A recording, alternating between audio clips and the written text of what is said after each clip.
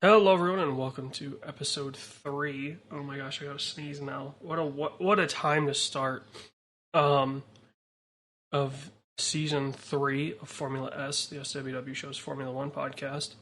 Boom, boom. It is a ticking time bomb before I actually sneeze. So let's get this going. There it is, finally. We got one more coming, so we'll figure out when that happens. We have to cover the Australian race and then also the Emilia-Romagna Grand Prix, which, as we are recording this, ended not very long ago. Did it technically? It ended this morning. I just don't remember what it was. I watched the whole thing, so. But the notes are from the. All the notes that I make are from the highlight videos, so if you want to kind of follow along to our notes, that's what I base it on. Because then that way it's easier for the listeners to figure out what's going on. But we have to talk about the Australian race. And we covered it in the last episode. They kind of changed some of the turns around in this track to make some of them not really turns at all. Carlos Sainz took that to heart and made the 910 chicane even less of a chicane and just went straight through the grass. But ended up beaching the car in the gravel. Believe it or not, that is not the last time you were going to say his car ended up in the gravel in this episode. Kevin Magnussen went for a very similar line, but kind of woed the car down before the gravel. So, I think next year, once these guys have a full kind of, obviously they had a full session, a full weekend on this new layout, but now they'll have the data for the simulators.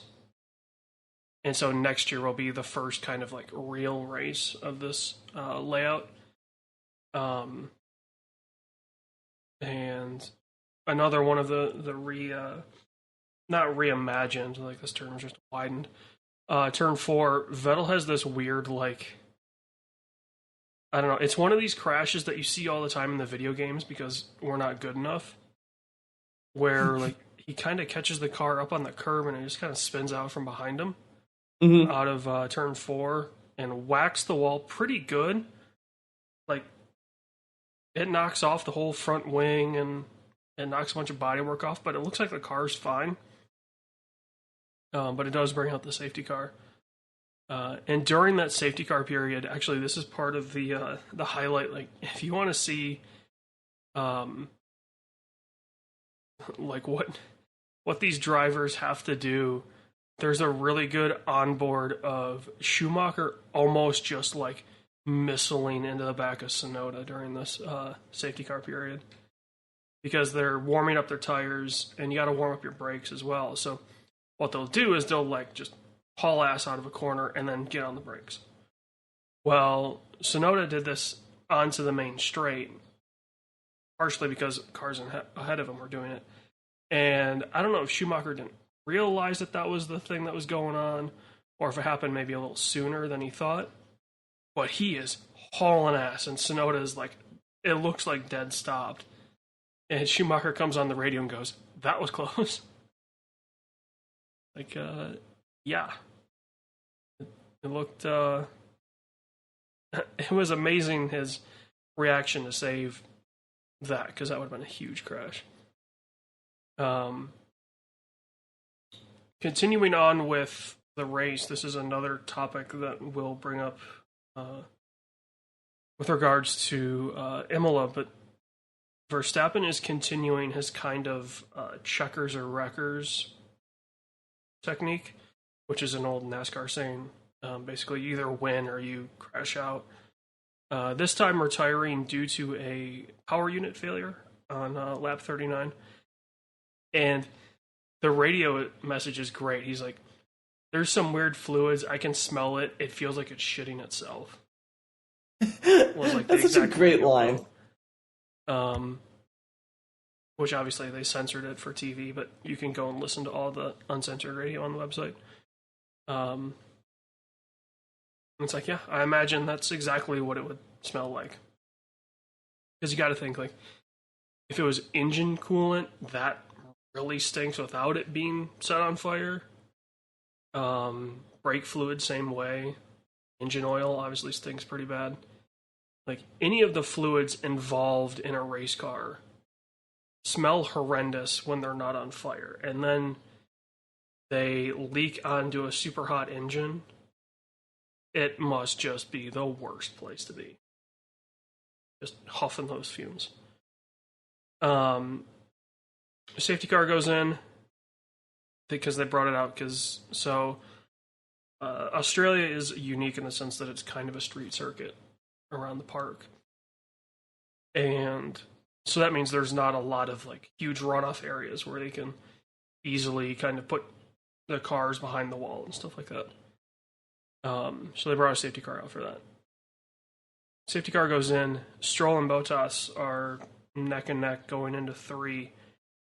And Stroll kind of pulls one of his bullshit moves that he is known for and just basically says, no, this is my turn.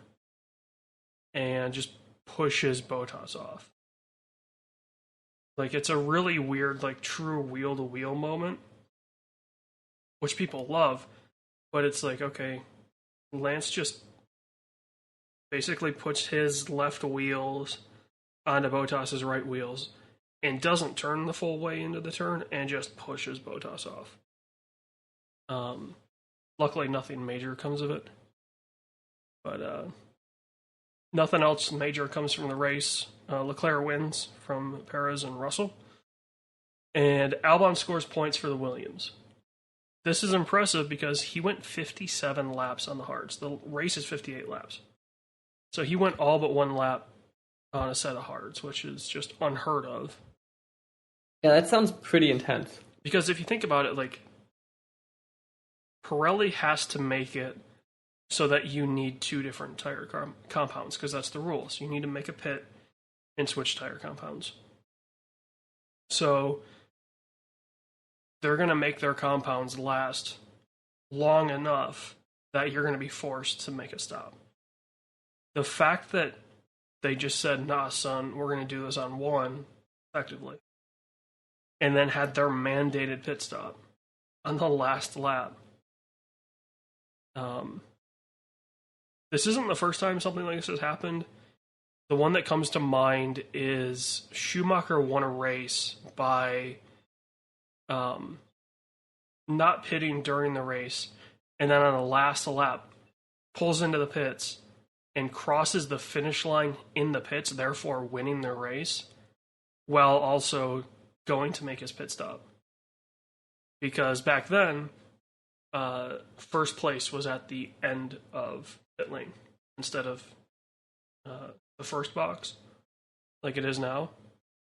So he crosses the finish line, wins the race, while exploiting a loophole in the rules, because technically he was going to serve his mandatory pit stop.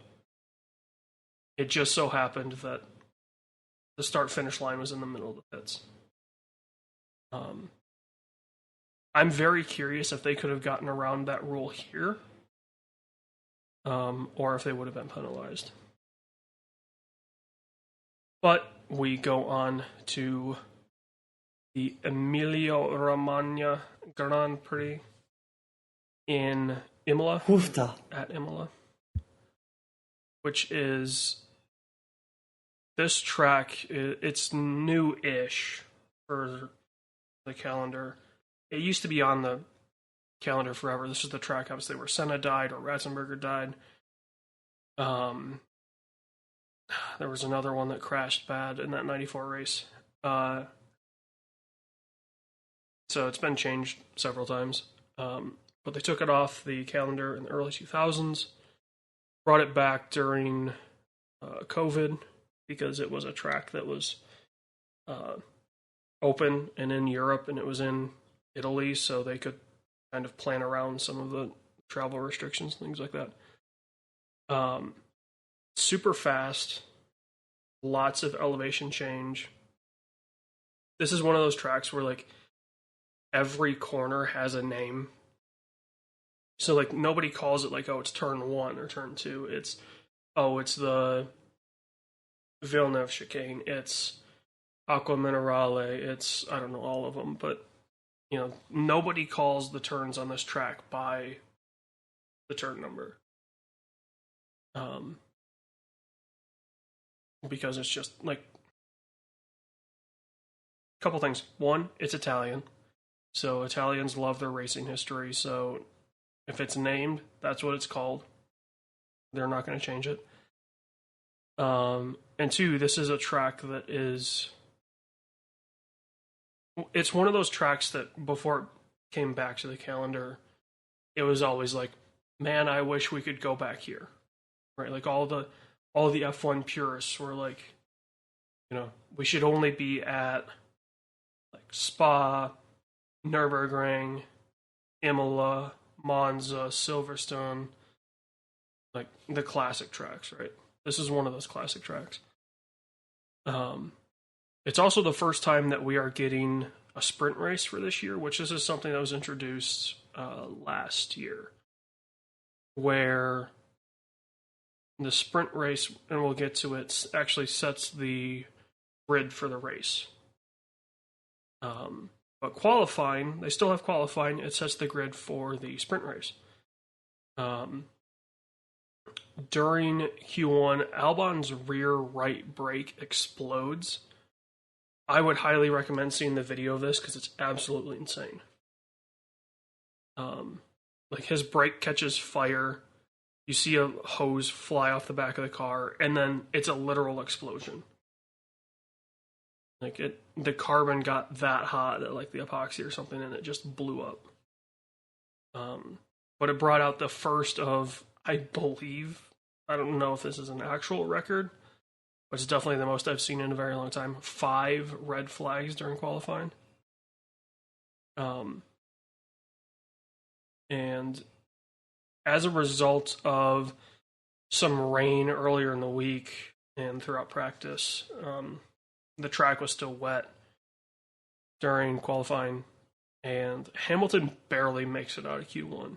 Like, skin of his teeth makes it by. Both AlphaTauris were eliminated in Q1. So AlphaTauri is obviously Red Bull's junior team. This is their home race. They're based like 10 miles from Imola.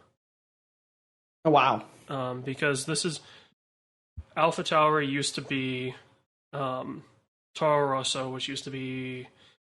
I can't remember the exact lineage of it. Minardi, I believe. Anyway, they were based in Italy. Red Bull bought the team, made it Toro Rosso. They were still based in Italy. In fact, for a very long time, the Toro Rossos were Ferrari powered, whereas the Red Bulls were Renault powered. So it was this weird, like, our junior team is like a completely different team. It wasn't. That's like not normal, right? That's no, very it's very unique, and it had more to do with kind of what Red Bull bought when they bought Minardi. Like, it was not a Ferrari junior team, but it was definitely one similar. Mm-hmm. And it had all these connections to Ferrari, so they just kind of kept it that way. And then they brought it all in-house. I cracked myself up with this note. Sainz goes to the beach again. He may as well get a towel at this point. During Q2. And this is one of those situations where it's like, okay, I understand the track there was a dry line, but what people kind of forget is the paint on the track, right? So the lines, the paint on the side of the track, like that stuff is slick, especially when it gets wet, and it doesn't dry at the same rate that asphalt does. So Sainz, if you watch the video of it, like he barely catches like the line to mark the track limits. and it causes the car to kind of like shuffle itself, and then he spins out. It's one of those where it's like he took a little too much risk when he didn't need to, and ends up backing it into the wall in the sand. Both Mercedes are knocked out in Q2. This is actually the first time since Japan 2012. I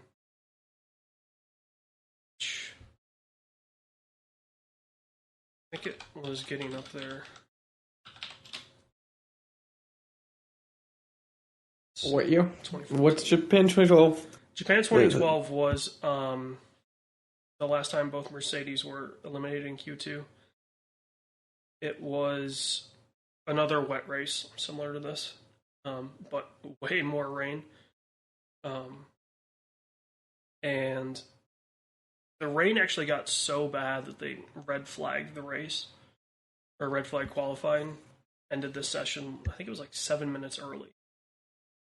Like they had 7 minutes left on the clock. And so that knocked a lot of the cars that, like you'll see kind of some of the big players at the bottom of Q2 for a lot of it because they're developing the car to get to Q3. But when you have a situation like this where you kind of get caught out by a situation like that and you're not able to do your last one or two kind of runs, you get things like both Mercs getting eliminated. So we go to Q3, the rain continues to slick the track, and Kevin Magnussen gets a little too much of the white line, goes off into the gravel, and it causes a red flag. But the interesting part of it is, it seems like they waved the red flag a little too early, because he was able to keep the car moving. So like they didn't have to go rescue the car. So it was one of those like, okay, you red flagged the session, and like 20 seconds later, the car is moving towards the pit. You know, it's just like a weird. I understand, like, because the red flag stops the timer, like there's kind of a, hey, we don't want anybody to lose a lap because of this. Still. And actually, throughout Q3, remember, these sessions are only like 15 minutes. The rain gets even harder than it was when it ended Q2. Bottas has an undisclosed engine issue and just kind of pulls off to the side, bringing out another red flag. And Norris brings out the final red flag by lawn darting his McLaren into the tire barrier. And you get a really good look at his Google wheels, which Google was a sponsor for the car, so their wheel covers were the. But because qualifying is qualifying, Verstappen gets pole from Leclerc and two cars that crashed out, or two cars that brought out red flags. Haas gets their best result in qualifying ever, with Magnussen qualifying fourth. Vettel made it to ninth. Alonso was fifth. Bottas was eighth. So in the top 10, we had Norris brought out a red flag and his car was done. Bottas brought out a red flag, his car was done. Magnussen brought out a red flag, but he was able to keep driving. So 3 of the 5 red flags were in Q3, and all 3 of the cars actually qualified ahead of somebody else. Really? It's just one of those, like, okay, they set a lap, and that's the bare minimum.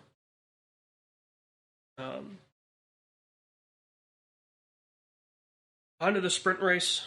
Quick history. I think we covered this last season, but as a refresher, these are this one was 21 laps. It's an idea that they kind of took from the lower classes.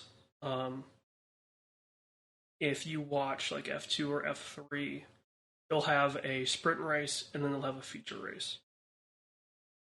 And so this is kind of like an idea to shuffle up the grid for the feature race. More so to have kind of a level playing field. Because, like, in the lower classes, if you have a really good driver, they can just, like, basically recreate Mercedes' dominance in, like, 2016, where they were winning races by minutes.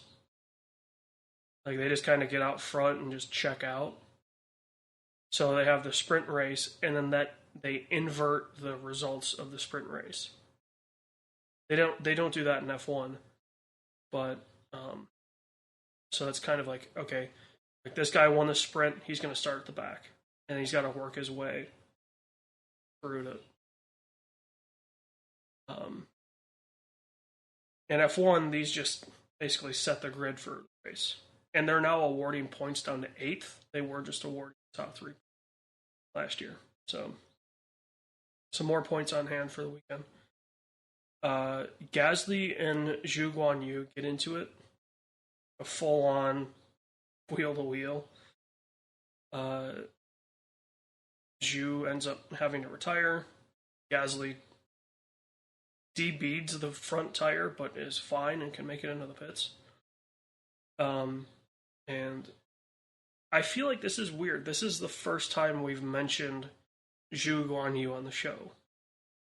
I was about to say, I don't think he's someone. Yeah, I don't think we've talked about him at all this season. He is the epitome of. He's decent, right? He's the second driver at Alfa Romeo. He's not horrendous. You know, he's not finishing last by 6 laps. He's just out there getting the job done. He's not running into anyone outside of situations like this. Like, he's just kind of putting one foot in front of the other. And in a sport that rewards risk-taking the way F1 does, especially with the news cycle, just putting one foot in front of the other, you will disappear. And that's what happened. Like, he seems like a perfectly adequate driver. You know, it's okay, yeah, sure. It's probably a money reason why he's in that seat. But he's proven to be, he's better than Stroll, right? Like, he has proven to be more reliable than Stroll. Better driver than Stroll, really? I mean, like, he's just kind of done his thing. And this is the first time that we've had to talk about him. And it's really not for a bad thing. Like, it was just a 2-go-into-1 situation. But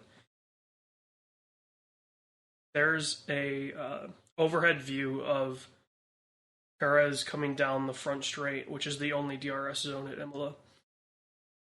And it truly showcases how much better that Red Bull is than the Haas. Like, he's got DRS open, and it looks like Magnussen is like doing 55, and you're doing 80, and you just fly past the car. Supposedly, it's only a 19-kilometer-an-hour difference, which is 6 or 7 miles an hour.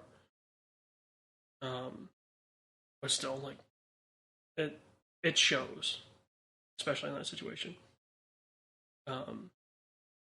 Potentially the other reason why he made it look so easy, the onboards of the Red Bulls make it look like that car is way smoother than the Ferrari turns.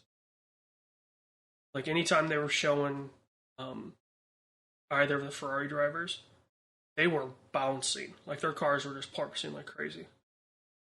And it looked like it hurt.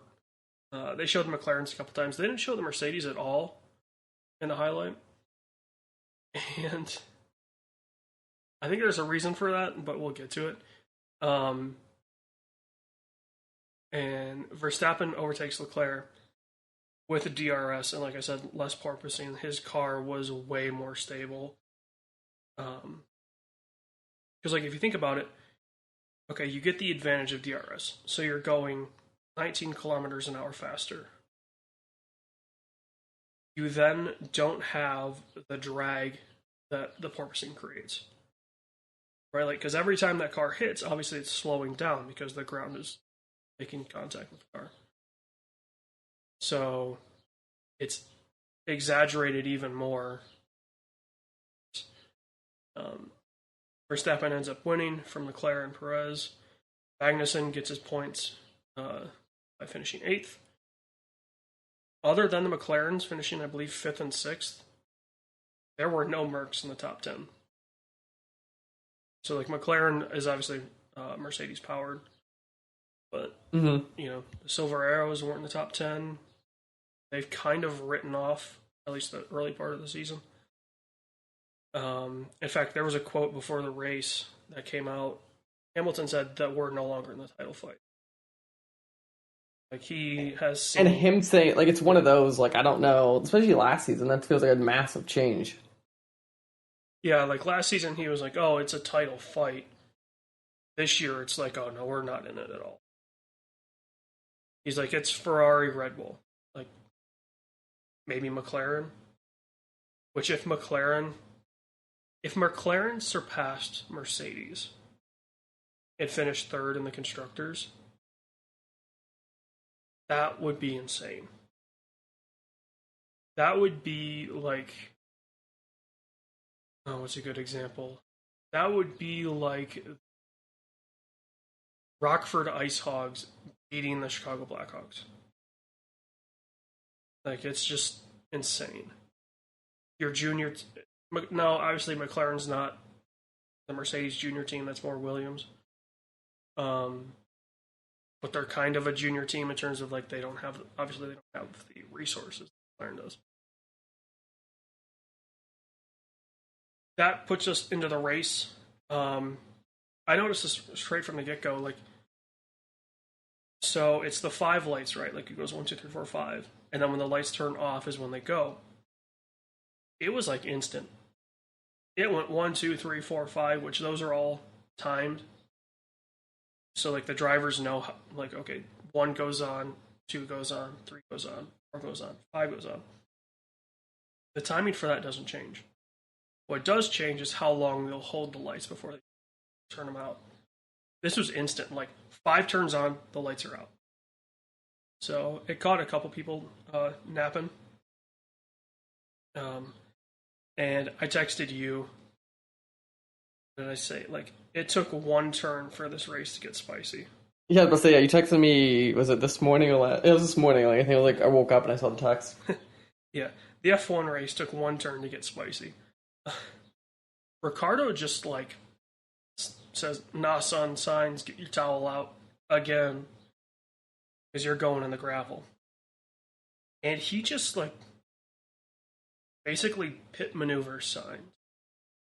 He does claim on the radio that he was pushed, but if you look at onboards, he just catches the inside curb going into the chicane, and the car kind of bounces, and then he just pits Sainz. He wasn't pushed at all. Like, it was a mistake on his part. And in kind of the kerfuffle around that, Alonso makes contact with Schumacher's car. We never see it. They never showed a replay of it to show the actual contact. But Alonso loses, like, a massive chunk of his side pod. Like, the one radiator is just exposed. So obviously you lose a lot of downforce because there's no bodywork there. And then there's drag and all the other things associated with it. So he had to retire. So it was 2 cars retired within 5 laps.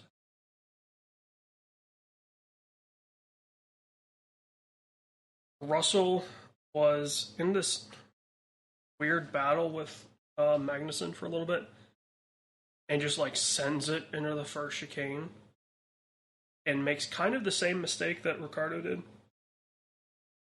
But instead of hitting the left curb, he hits the right curb. And he gets very lucky.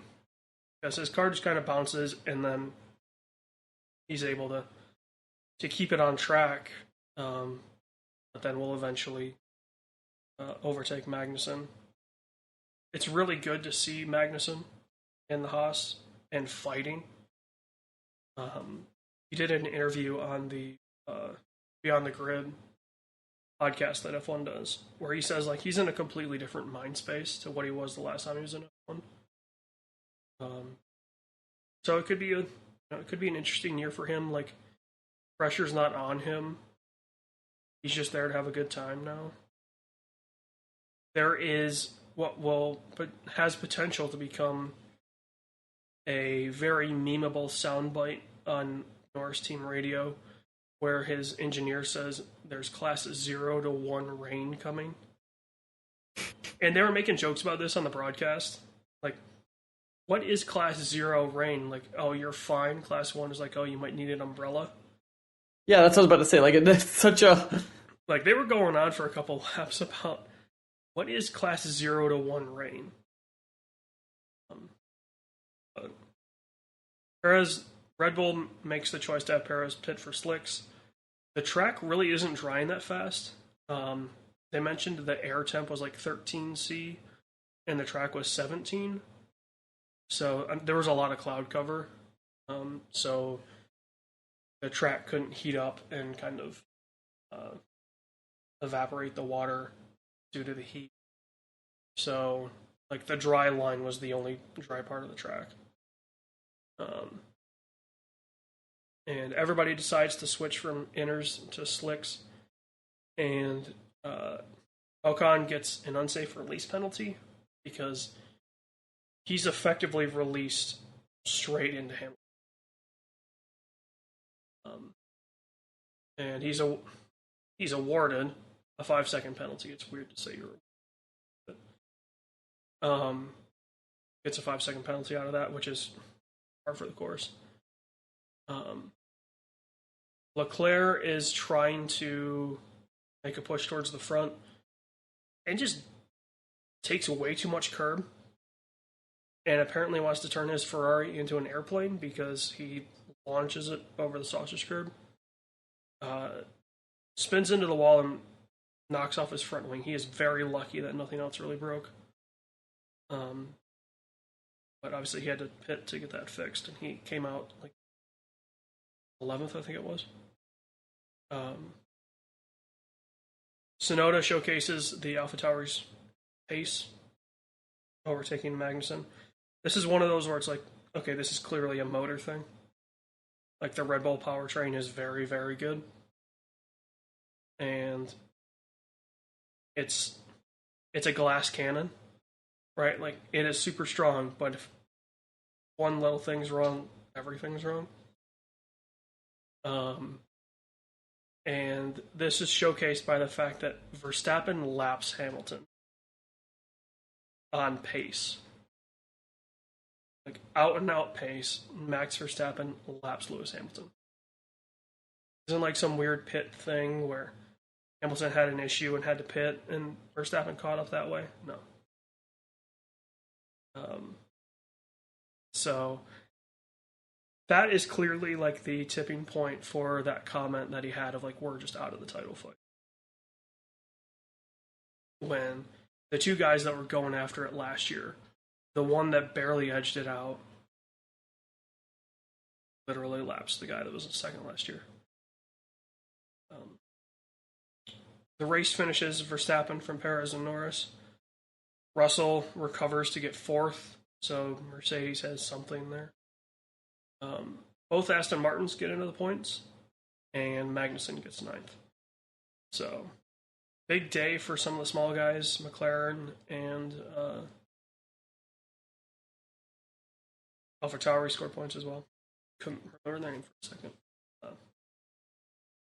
And yeah, I mean, it's kind of one of these, okay, is this going to be a runaway?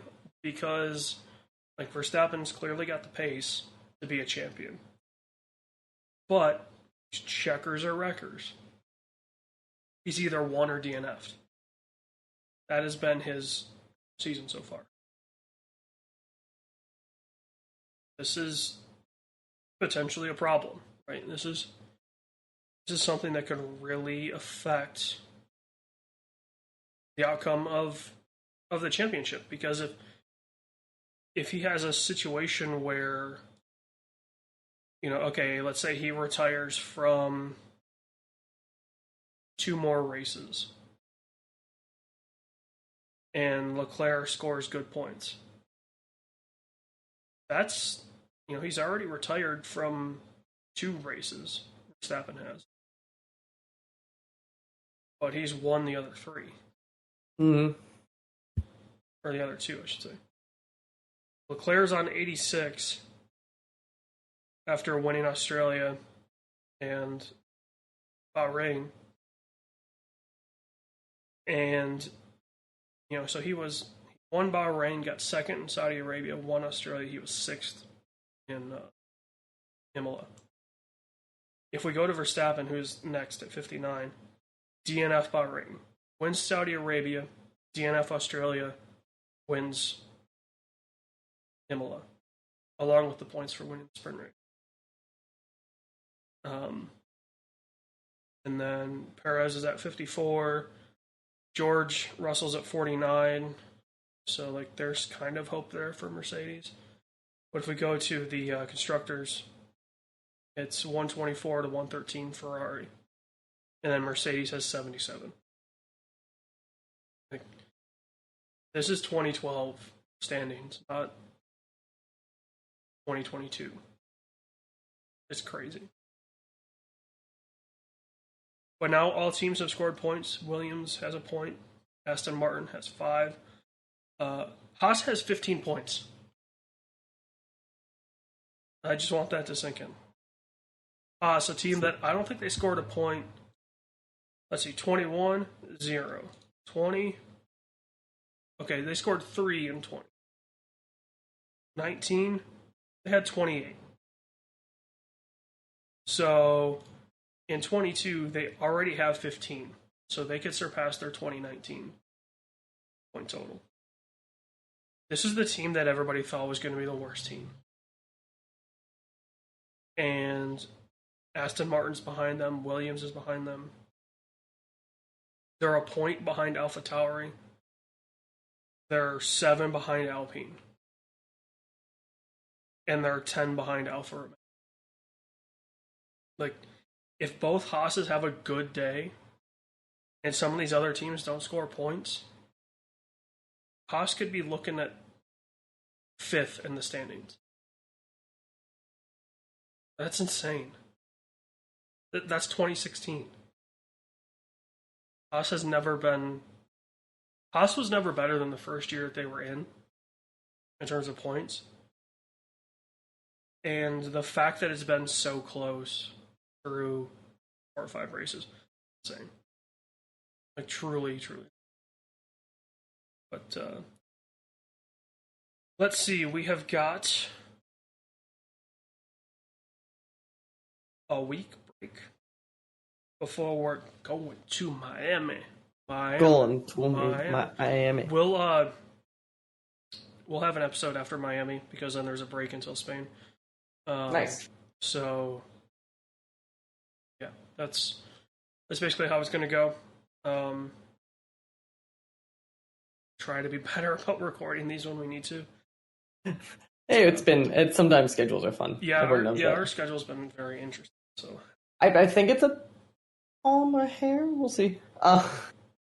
That's how it is. Perfect. But yeah, thank you everyone for coming back to F1 stuff. I'm assuming you're listening to this pretty much ASAP based on the text AJ72.